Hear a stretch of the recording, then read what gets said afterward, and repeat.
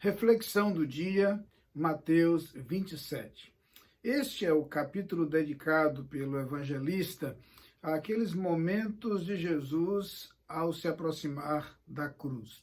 Na verdade, temos aí a referência à prisão de Jesus, ao remorso de Judas, que o levou ao suicídio. Temos a menção ao julgamento, ou à atitude de Pilatos, diante daquele em quem ele não via culpa alguma e, no entanto, entregou para ser morto. Nós vemos aí o sofrimento de Jesus, o modo como ele foi humilhado e maltratado, e então o instante quando ele é levado à cruz.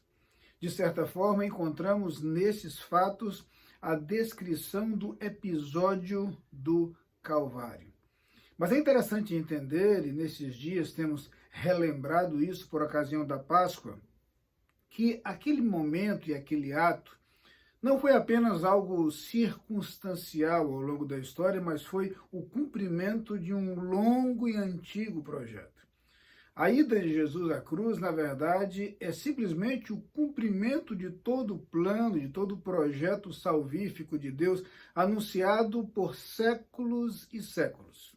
É bem verdade que o anúncio da vinda de Jesus é feito por partes, é feito paulatinamente. Há a mensagem de que viria um Salvador, depois diversas referências são feitas ao fato de que aquele seria o Messias, o prometido de Deus, depois referências explícitas ao seu sofrimento, o significado desse sofrimento e o que esse sofrimento nos proporcionaria, além de ricos detalhes a respeito de momentos de sua história. A referência à cidade onde nasceria, a humildade dele ao longo de toda a sua trajetória, todos aqueles elementos que vão confirmando que Jesus é, sim, o cumprimento das profecias do Antigo Testamento. Por sobre todas estas coisas, o extraordinário projeto de Deus de proporcionar a salvação através do sacrifício do seu próprio Filho.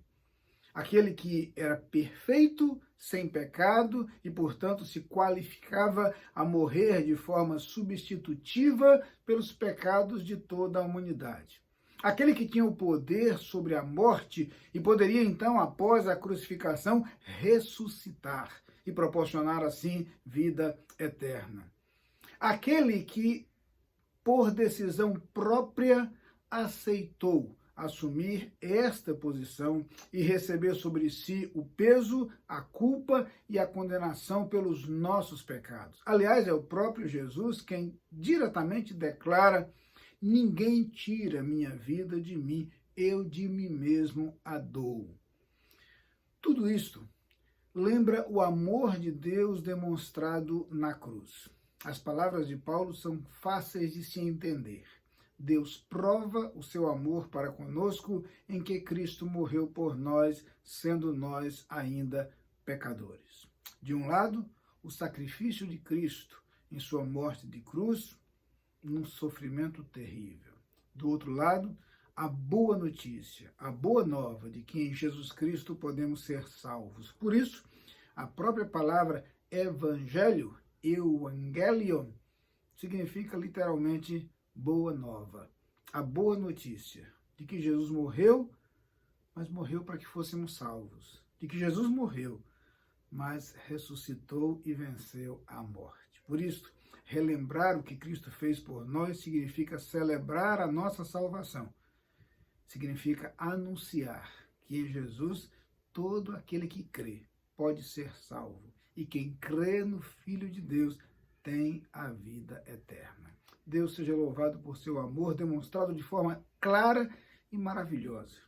Deus seja louvado porque Cristo nos salvou. Que esta salvação alcance a tantos quantos compreendem sua necessidade dela e entregam sua vida a Jesus.